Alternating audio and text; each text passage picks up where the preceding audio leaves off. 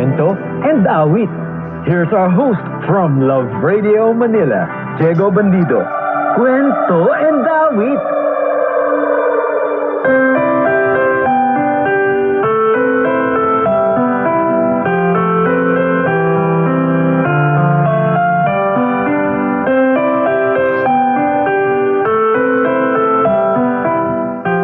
Naging maluwag na ang ating lipunan. Ang mga relasyong dati ay tabu o itinatago, ngayon, lantaran na. At sila pa yung nagdidemand ng mas maraming karapatan. Well, ayokong direktang sabihin kung sino sila, pero sa takbo ng kwento natin ngayong linggo, maiintindihan nyo ang ibig kong sabihin. Pero kung respeto sa karapatan ng bawat tao na pagmamahal ang pag-uusapan, wala po tayong pagtatalunan.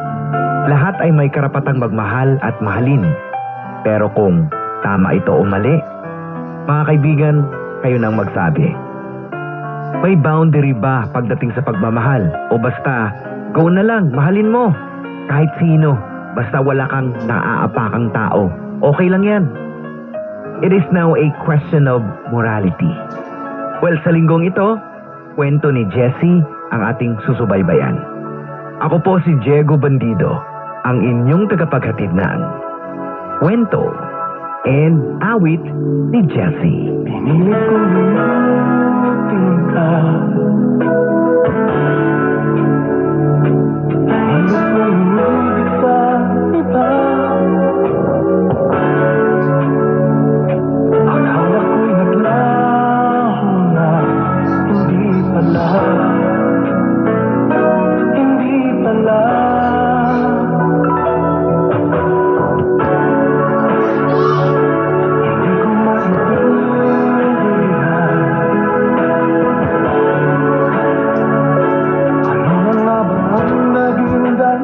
Diego, ginawa ko ang lahat ng alam ko at kaya ko para mapagaling si Carlo.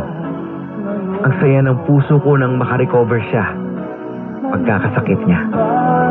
Hanggang sa nakabalik siya sa office namin. At dahil nagre-recover pa siya, nag-decide ako na muna ang a-attend sa mga meetings na kailangang personal na puntahan. Naging madalas ang out-of-town trips ko. At si Lisel, ang aming executive secretary, ang naging madalas na kasama ni Carlo. Hindi ko inaasahang sa maikling panahon, mawawasak ang mundo ko na ilang taon kong binuo.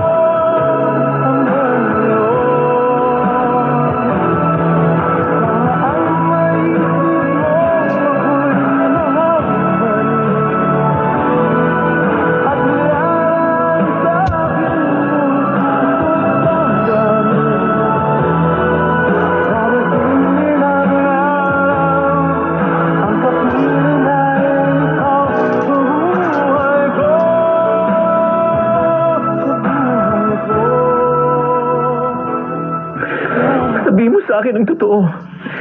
Sino ang kasama mo rito? Kagabi lang ba ito? Baka naman, ilang araw na kayo nag-happy-happy. Jessie, mahal. Hayaan mo muna ako magpaliwanag. Ano yung paliliwanag mo, Carlo, ha? Binigay ko sa iyo ang buhay ko. Ikaw ang mundo ko. Pati lisensya ko ay sinugal ko para magbigay sa iyo ang gamot na makatutulong sa iyo. Kahit wala tayong reseta, sumugal ako. Dahil gusto ko mabuhay ka, Carlo. Oo, at na-appreciate ko yun. Nagpapasalamat ako. Utang ko sa iyong pangalawa kong buhay. Please, huwag ka nang umiyak. First time mo itong ginawa. Nagsama ka rito ng isang taong hindi ko kilala. Sa kondo pa natin. Kilala mo siya. Kilala ko? Sino? Nag-inuman kami kagabi ni Milisan. Anong at? Bakit may naiwag si Carillo rito? Hindi ko na alam na naninigarilyo ang sekretaryo natin. Naninigarilyo siya kapag break sa trabaho. Hindi mo nakikita kasi lumalabas tayo kapag break time sa office. Sa labas tayo kumakain. Tama yun. Huwag ka na umiyak. Sorry. Hindi ko agad nasabi sa'yo. Naglibang lang ako. Uminom lang ba talaga kayo? Oo, mahal. Yun lang talaga. Huwag ka na magalit. Huwag kang mag-isip ng kung ano-ano.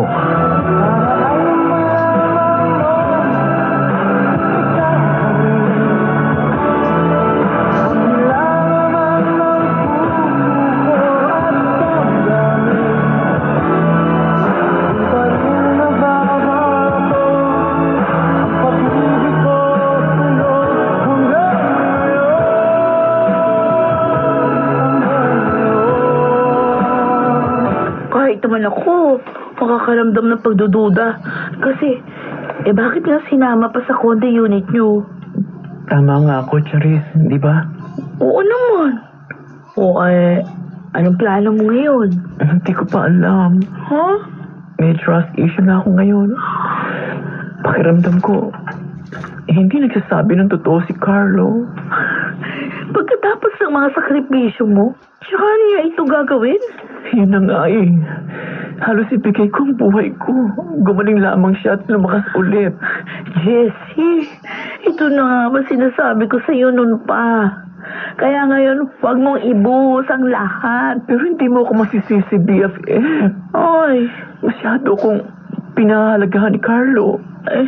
At inakala kong wala na itong katapusan.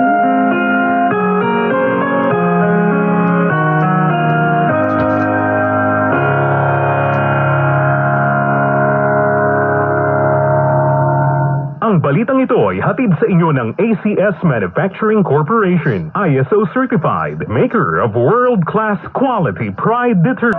Mula noon, nagkaroon kami ng gap ni Carlo. Magkasama pa rin kami sa condo unit namin. Pero yung dating saya, yung dating tiwala, may crack na, may lamat na. Hindi ko alam kung paano muling mabubuo ang tiwala ko kay Carlo. Hanggang sa nangyari ito.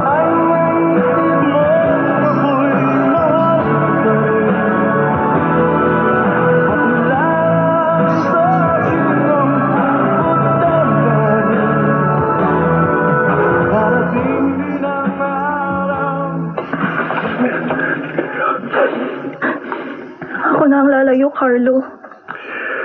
Hindi ko na kaya itong ginagawa natin. Patago na pagkikita. Ngayon pa ba, Lisel? Kung kailan magkaka-baby na tayo? Hindi ko gusto ang sitwasyon ko. Nangaagaw ako ng mahal ng iba. Panindigan kong magiging baby natin. Paano? Sasabihin ko ng totoo kay Jessie. Nasasaktan siya. Hindi ko kaya makita yun. Pero ikaw nang mahal ko eh. Carlo? Totoo ba? Oo, Lisel. Kaya nga, paninindigan ko si baby, di ba? Carlo? Oo. I love you. At mahal na mahal din kita. Ikaw nang gusto kong makasama habang buhay.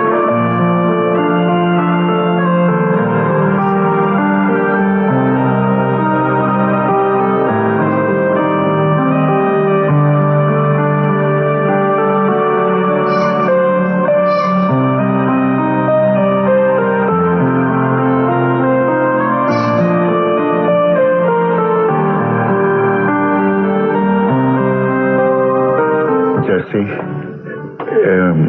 hindi ka pa ba kakain? Nagluto na ako. Sabi mo, may sasabihin ka sa akin. Paano ako makakain? Kinakabahan ako, Carlo. Jessie. Spit it out, Carlo. Hindi ko na kaya ang suspense. Ano talaga ang dahilan bakit malamig ka na sa akin? Madalas, tahimik ka at parang nag-iisip. Kung gusto mo nang makipaghiwalay, diretsuin mo ako. Aalis na ako sa partnership natin sa agency. Hindi, Jessie. Gusto kong manatili ang partnership natin sa ating agency. Sa ating dalawa yun. Pinaghirapan natin. Pinagsikapan Kung gano'n natin. ano, Carlo? Ano pa nangyayari sa atin? At anong gusto mong sabihin sa akin? Jessie, buntis si Lisela. Kailangan ko siyang pakasalan. Anong sinabi mo? Narinig mo mo pang sarili mo. Alam mo ba kung gaano ito kasakit sa akin? Carlo, nagtaksil ka. At ngayon nagpapaalam ka pang pakakasalan mo siya. How could you do this to me? How could you? Sige, saktan mo ko. Ulitin mo pa.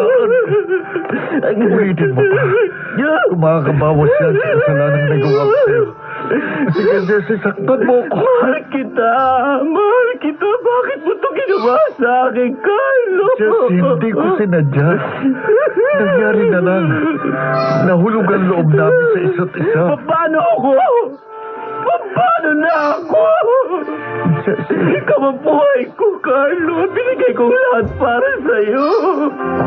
Nagsikap ako ng gusto para umulat ng insurance agency natin. kaya nga ayokong umalis ka sa agency.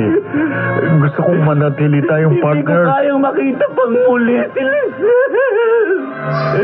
Kailangan tanggalin mo siya. Hindi ko matatanggap na makita pa siyang muli sa opisina ko.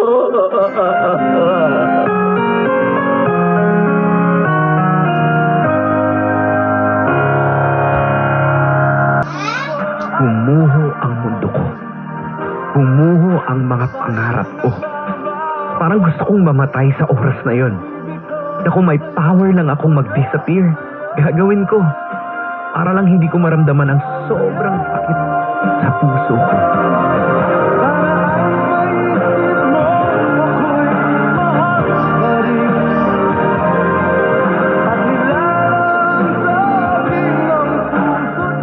Ito na nga ba ang sinasabi ko eh.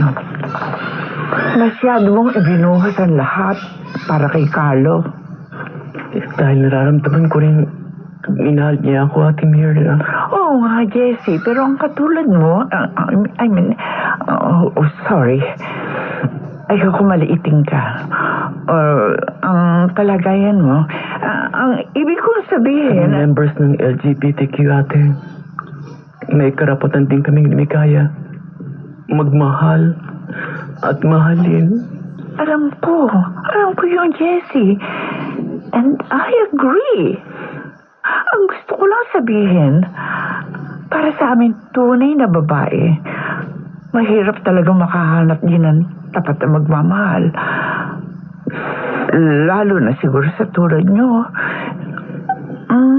Yun lang ang naisip ko.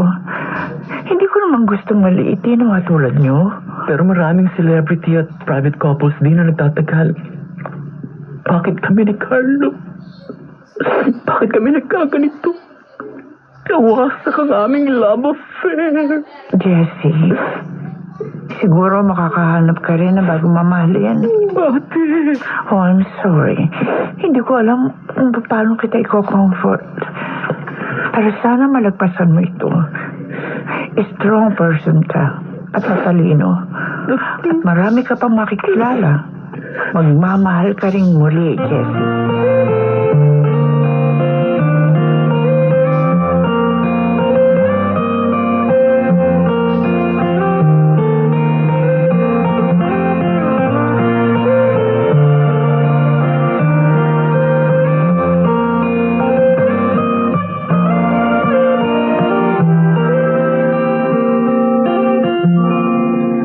Sir Jesse, bago ako Wala umalis, tayong dapat pag-usapan, Lisa. I'm sorry. ako ang dapat mag-sorry. Hindi mababago ng sorry yung nagawa mo na. Pero, mahal ko naman talaga si Carlo. Mas mahal ko siya. Huwag mo ikumpara ang feelings mo sa feelings ko. Ilang taon na kami.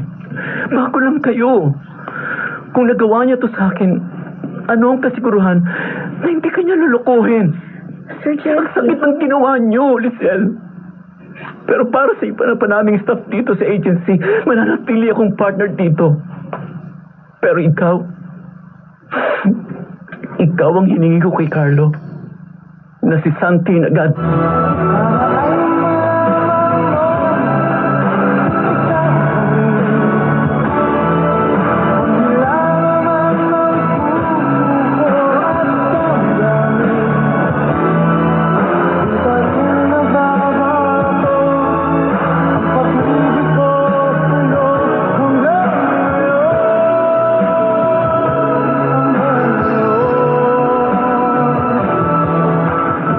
Salamat. Pinili mong manatiling ka-partner ko sa itinayo nating business. Professional ako, Carlo. Ang trabaho ay trabaho. Business is business. Well, gagawin ko ang part ko hanggang kailangan ako rito. Jesse. Please. Please, huwag mo na akong hawakan. Pakbayan o pakitaan ng lambing. Lalo na akong masasaktan. Dahil alam kong pagkatapos ng kasal niyo ni Lisel, hindi ka na muling magiging akin. I'm sorry. Sorry, nangyari ito. Hindi mapupura ng sorry ang sugat na narito sa puso ko, Carlo. Pero lagi mong tandaan, kung mamamatay ako at mabubuhay muli, ikaw pa rin ang mamahalin ko, Carlo. Jesse. Huwag mong hilingin na dumalo pa ako sa kasal ninyo. Dahil para mo na akong pinatay kapag ginawa mo yun. Hindi ko alam ang sasabihin ko para mapatawad mo ko. Hayaan nating panahon ang kumamot sa puso kong turog na turog at sugatan sa ngayon. I still wish the best for you. Carlo, palagi kitang mamahalin. At sana maging maligaya ka sa piling niya.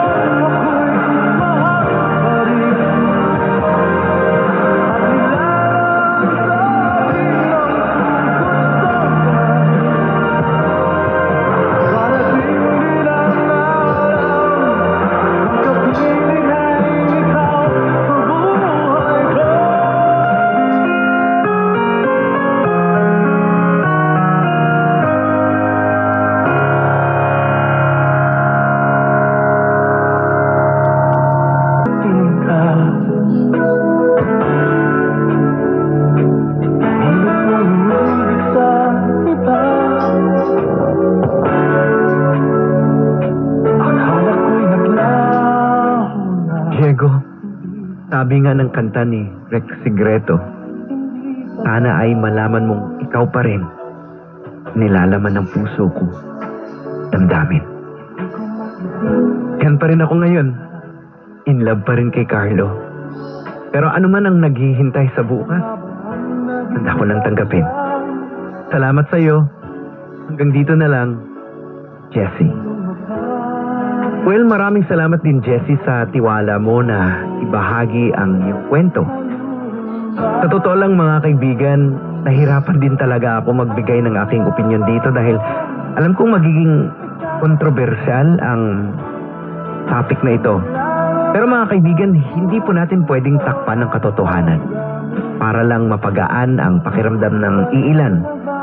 Kailangan nating ilahad ang katotohanan dahil ika nga sa kasabihan, the truth set us free. Ngayong alam na natin ang katotohanan na labag sa kautusan ng Diyos, may karampatang parusa ang pagsuway sa utos ng Diyos na ang pakikipagrelasyon sa kapwa lalaki o kapwa babae ay isang kasalanan. Ngayon, nasa sa atin na ang desisyon kung tayo ba ay patuloy na tuway sa utos ng Diyos. At pag ginawa natin yun, alam din natin may konsekwensya. Hindi madali, napakahirap nito para sa mga kapatid nating LGBTQ+.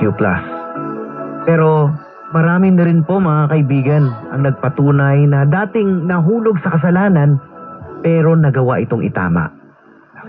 Ang mensahe ko lang sa lahat na lagi nating tandaan, lahat po tayo ay makasalanan.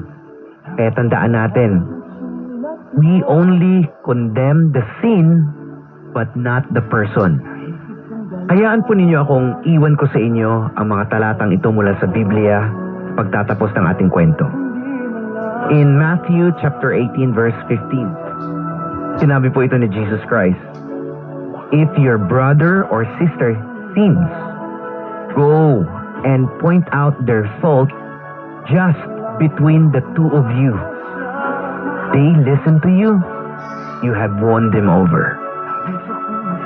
Sa mga gusto pong magbahagi ng kanilang kwento dito sa ating programa, maaari niyo pa akong i-message sa aking Facebook page na Diego Bandido o di kaya i-email mo sa kwentoandawit@gmail.com.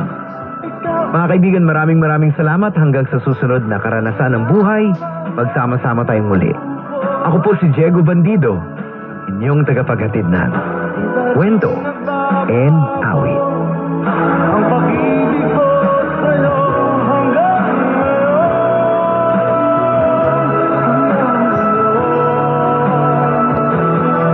Ang mga nagsiganap sa ating pagtatangahal ay sina Alex Agawiri, Josa Cruzat, Susan Robles, Rosana Villegas, Lionel Benjamin. Special sound effects, Jerry Mutia. Technical supervision, Eric Lucero at Bong Muyar. Musical director, Buboy Salonga. Ito'y mula sa panulat ni Didis Marasigan.